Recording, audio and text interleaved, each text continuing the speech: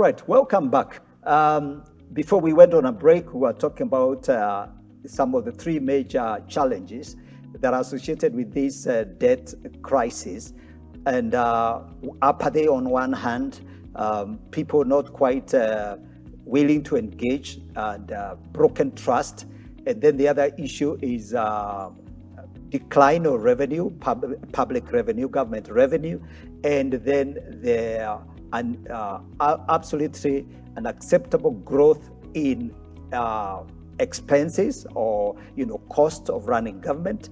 So those are major threats, and they have translated to the situation that we have today. Now, obviously, there has been a debate again from the people who manage public resources that they now want to open up the ceiling. They want to open up the possibility of borrowing more money. So there was a recent a debate, and this is what Dr. Rugo, I want you to address, the possible lifting of the ceiling of public, the debt situation. I think we are at 6.9 trillion level, 65% or something like that. And the Treasury is asking, hey, allow us to go all the way to 9 trillion. So can you speak into that actually, and what's going on about this whole issue of borrowing more? Yeah, so allow me to just connect it to what I said earlier. So what has happened is that because revenues are not growing, our revenues have stagnated at a growth of about an average of 13% per year. Okay. Our expenditures have been growing at about, I need to confirm, about 32% or thereabout. Okay. And that also means that our gap, our deficit has been growing. Yes. So this year alone, we have a deficit of 1 trillion. Okay. In other words, it means that we have a budget of about 2.6 trillion. We can finance from ordinary revenue about 1.6 on a good day, because we have already missed a lot of the targets for the year. Yes. Which then means that we have a deficit of 1 trillion. Okay. So this deficit of 1 trillion is what the CS says. So what do you expect me to do? We have to borrow. Yes. But the question is, a big way of reducing the deficit is cutting expenditure. Yes. And there is expenditure that definitely we can do away with. You see, when there is a conversation, people can agree even of things that they can reduce on. Yes. And focus. Yes. Because at the same time, when you look at the private institution, private banks, into which more money was being pumped into, their reserves are huge. Okay. They're holding huge reserves of monies, and they are not lending to individuals, it's to you and me, because they are lending to government at a more favorable rate, because they can see, government deficit is going up. Yeah. Government is unassured, as I explained about the tax idea. Yes. So why is this push? Just to correct you that the current, if you add the current debt obligations plus publicly guaranteed debt, we're at about 8.4 trillion. 8.4 trillion. Okay. If you add the kind of borrowing that is planned for the next half before this half of before we get to year, June, we'll be at 9 trillion earlier than April or thereabout. Okay. So that's why then there's a push to raise the revenue, the ceiling to 12 trillion. Yeah. But raising the ceiling does not solve the problem. Okay. As I've said here we are dealing with a problem of fiscal prudence. Yes. Of planning. Yes. The CS said very well, the fiscal consolidation discussion. Fiscal consolidation simply means trying to push as much of non-essential spending out, and even for the essential spending, thinking of different ways of doing the same thing. Okay. Of running. Are there projects that can wait? Are there projects that can hold for some time? Yes. Is there a way we can think through about the SGR throughput and balance it with road traffic and things like that, so that then you are making money? Yes. So I don't think the raising of, because what happens, it was raised just 2 years ago. Yeah. From an absolute figure of 50% of GDP. Yes. From a percentage number of 50% of GDP. Yeah. To an absolute figure of 9 trillion. Okay. By that time, I think they already had seen the projections Yes. that they're going to be hitting 9 trillion sooner than later. Okay. The argument by analysts was that this was a figure that would be reached progressively. Okay. 2022, 2023. Yes. But it's 2021. Yes. Of course, you can blame COVID. Yes. Though our analysis has shown, the analysis we've done on the International Budget Partnership, actually the borrowing during COVID time and in the previous time is the same. So we were borrowing during COVID like we were borrowing without COVID? Without COVID. So that tells you COVID has not been a big reason. What COVID has done is that it has affected the revenues. Okay. And therefore, the idea that we have borrowed more because there was COVID, I think it's fallacious in itself. Oh, wow. You know? Wow. The trend of borrowing and the trend of expenditure has remained the same. Because if we were borrowing because of COVID, then why do we have doctors going on strike and nurses going on strike? Because we cannot provide PPEs for them and we cannot pay them. Their allowances and stuff like that. Why don't we have any of the MCAs going to the streets and saying we have not been paid? So of course there's more discussion about how we reward, but the point is that we have, in a way, made political positions to be prime positions. Yes. At the expense of other roles. Right.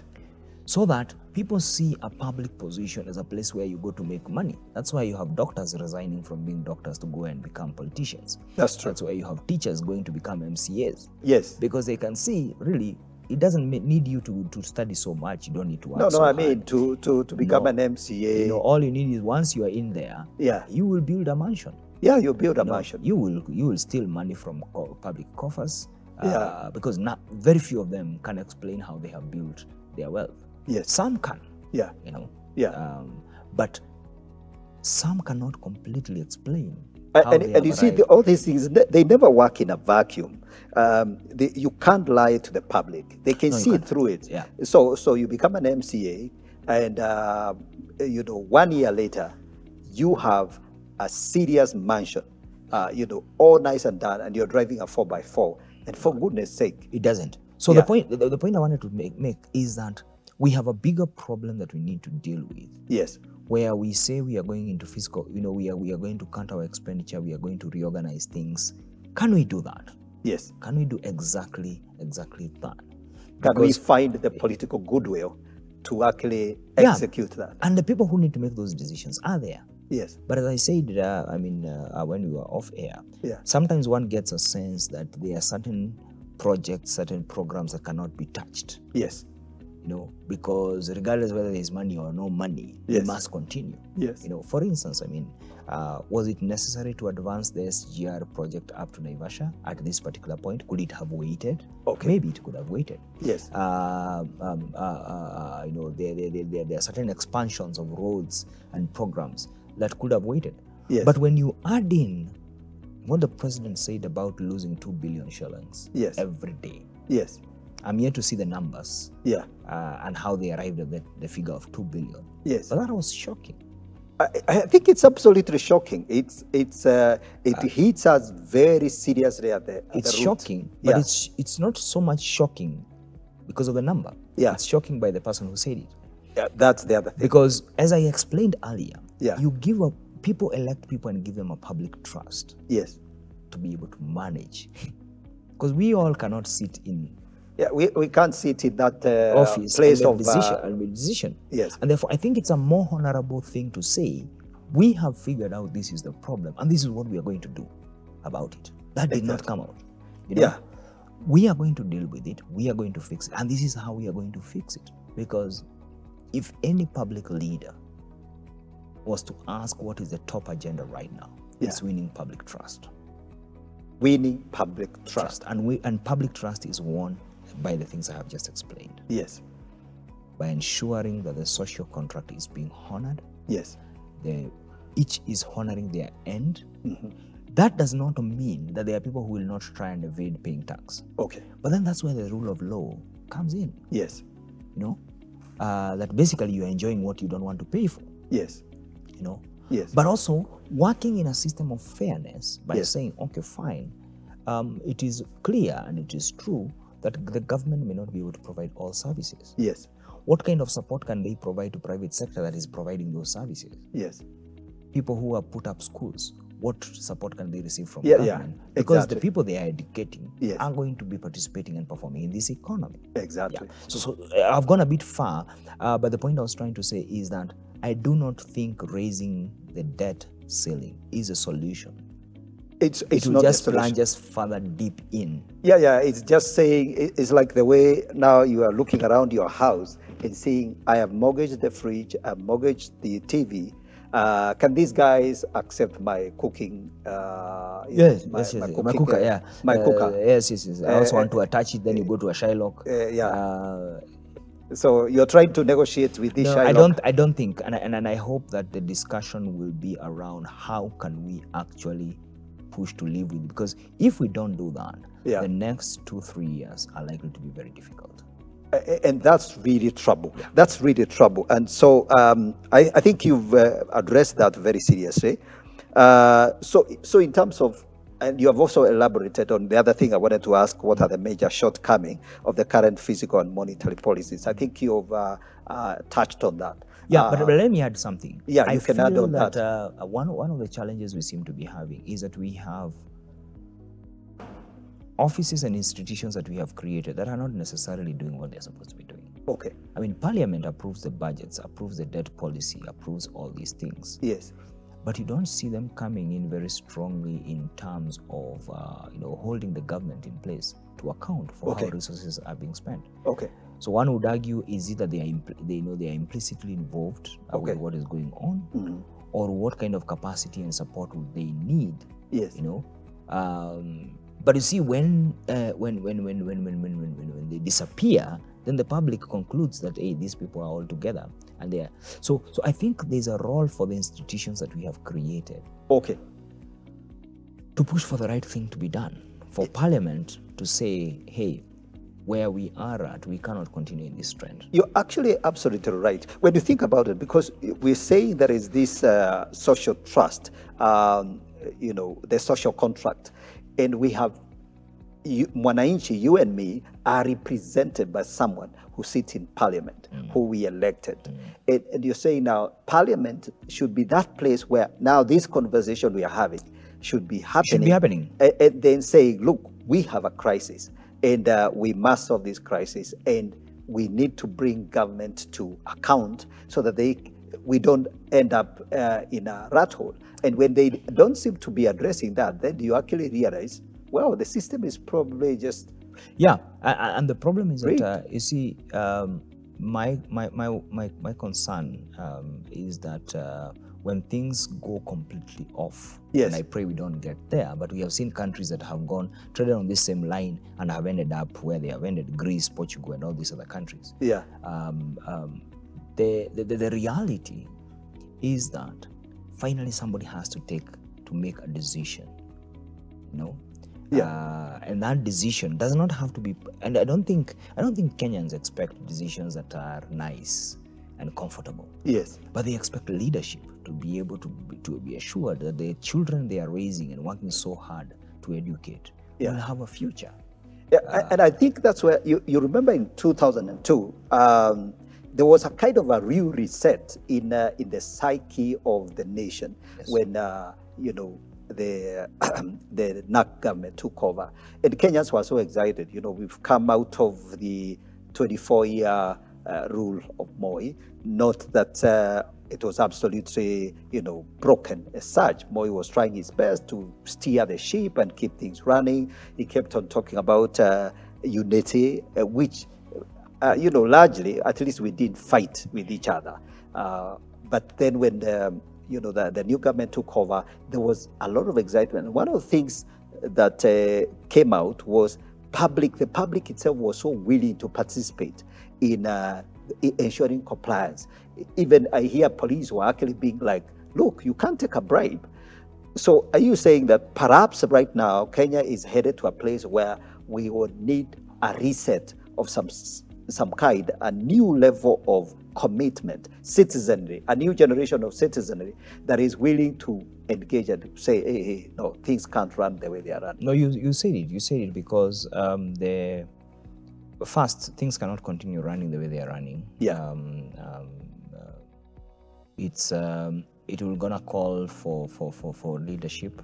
Yes. It's going to call for people taking up responsibility. Yes. But it's also going to call for men and women who are willing to offer leadership in this country. Yes. Unfortunately, we have glorified wealth so much that unless somebody shows up with big wealth. Yes. I've already started seeing helicopters arriving for campaigns for 2022. People want to see big people, big men. Our big man, yes, landed here. I think, but there's in every society there's a remnant generation. Okay. That decides things are going to be done differently. Okay. It may take time. Yeah. But I am one of those people who believe that there are people who. There are two kinds of people who I believe are the hope of this country. One, there are men and women who work in our government. Yeah. Who do the right thing. Yes. Every day. Yes. If you ask me, they are the reason why this government has not collapsed. Okay. Okay. There are police officers who don't take bribe. Yes. They are hated. They are hated. Yeah. Yeah. There are magistrates who don't take bribes. Yes. And who are doing their best to do what is right and to provide justice. Yes. There are doctors and nurses who still report to work under very difficult circumstances. Yes. There's a lot of hope of that. Yes. But there's also a lot of younger generation that is also growing and seeing the emptiness, of just wealth pursuits. Yes. And I think there's a hope for that generation. That generation to support, and for me, my desire is that we are able to support such people. Okay. Because we cannot just always be having headlines of who stole what and who did what. Yeah. Can't we just have headlines of people who are doing the right thing, who are making sure that every day the right resources are being applied? People who are chiefs who are making sure the elderly are getting their monies. They go to look for those elderly people who are not even aware that they are supposed to be that there's some money that they are supposed to be accessing. Yeah, it's true. It's true. So those are the hope. Actually, by the way, the other issue, Dr. Abraham, one of my observations has been one of the things that has helped with the county, the creation of the county system of government, is because at the village level, it's very difficult for you to hide. You can't do something wrong and hide. For example, if you stole 10 million shillings from a county and you're one of the county officers, that information is going to reach people. You're more exposed. And that's why, by the way, you're finding, this is my own opinion, that's why you're finding corruption becoming very visible at the county. Because there are far too many people. There's maybe only one country club. That's where all these guys go. It's true. So you stole 10 million. I know, I signed the voucher, and the word will go around. And you're going to look very, very, very dirty. So that's true. That's true. Yeah. So we see that clearly there are shortcomings in our policy. And I would like you to now speak to what is your outlook for the economic future of the nation. I think you've already alluded to a new generation of young people that are probably going to have a different mindset. What else do you think is likely to happen? I must be quick to add, actually, it's people who have a new mindset. Some of them may be old. Yes. So some of them may be fairly people in their olden days. Yes. Who have a completely different mindset. Yes. Of how things can be done. Yes. So there are two routes that I see are probable. Yes. In our current economic situation. One is that is heading straight to the very bottom. Okay. And then looking up. Yes. Once you hit the bottom, there's nowhere else to go. Yes. you have to look up. Yes. But that will not be nice because countries that have reached that point have not had it very easy. Greece got to a point they were not even able to pay salaries of government officials, pensioners. They are not able to facilitate resources for schools and what have you, and it was a mess. Okay. So that's a probable a probable route. Yeah, when we hit the bottom. When we hit the bottom. Okay. But the second one is that I still think there is a lot of space to salvage things right now. Okay. Because, and how do you salvage things? There are two ways. First of all, applying the rule of law so that the corrupt, every society has corrupt people. Okay. I think you need to say that again, because I think there is a fallacy that it's only Kenyans that are corrupt. Every society has corrupt people. Yes. The difference is what you do with them. Okay.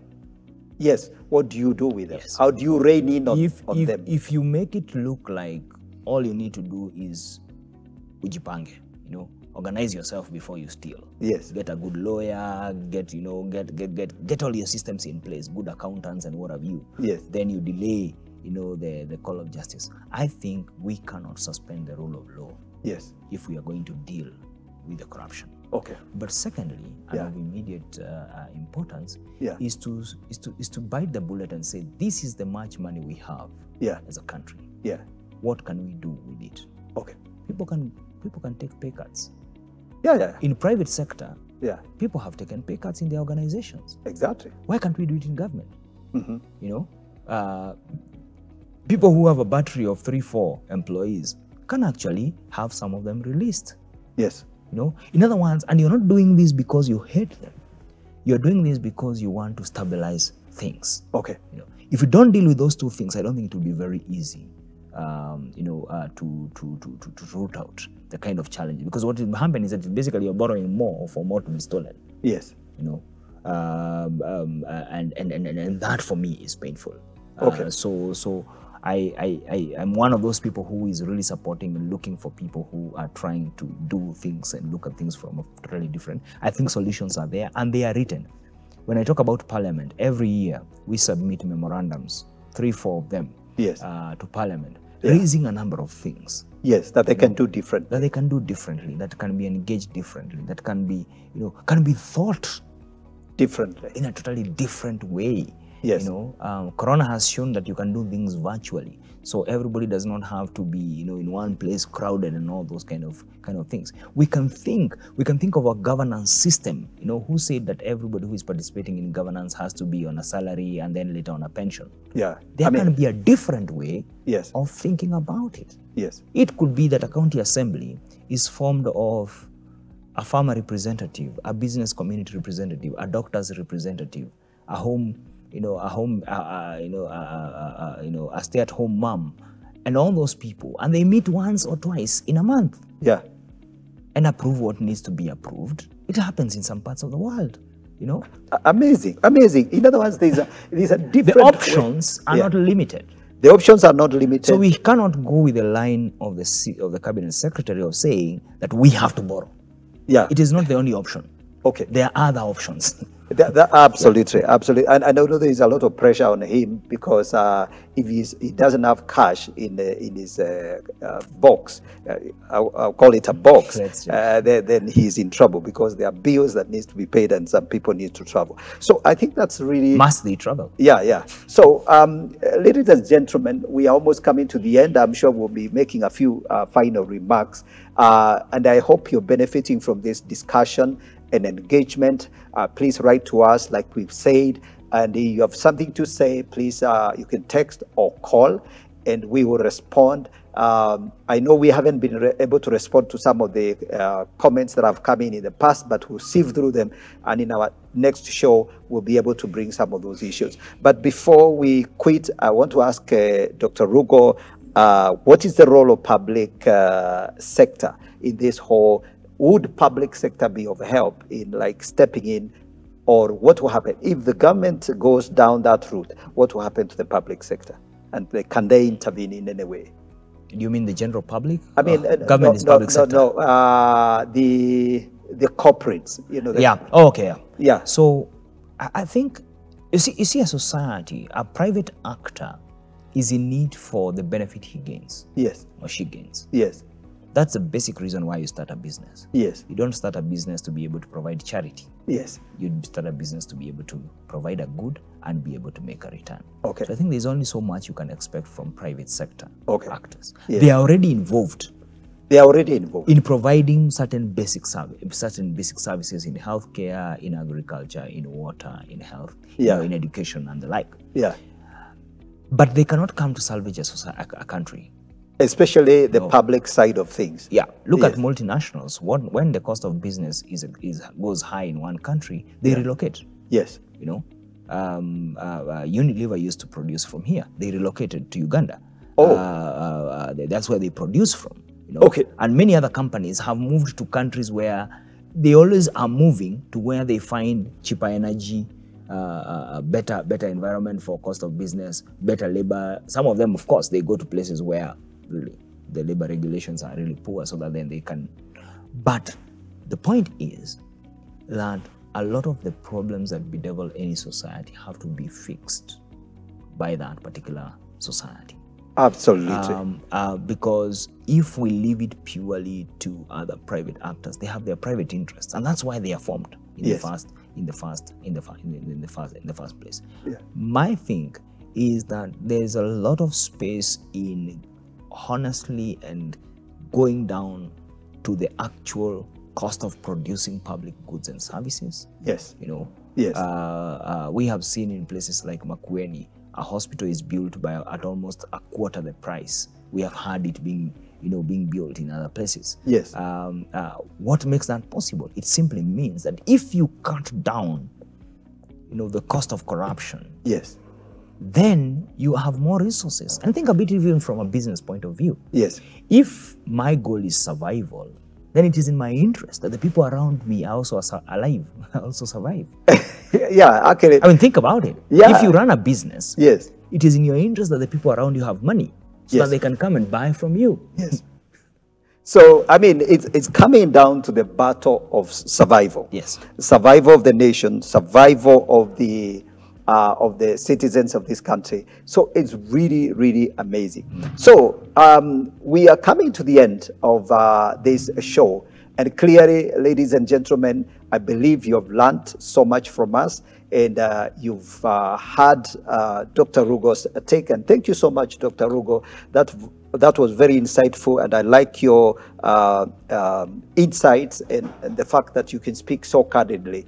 And as you can see, clearly, there is the social, you could say, social-political aspect of this whole debate. It's not all numbers. You can do whatever calculations you want to do. But when push comes to shove, it will all have to come back to the Kenyan individual. Are you willing to play your part in making this nation a better nation? So we come to the end of this show, and my word for you is, let's do our part and let's make Kenya great, and let's do all we can. And may God bless you so much. We'll see you in the next episode, and welcome to the Gigi Report. My name is Godfrey. It has been a pleasure having you. Thank you.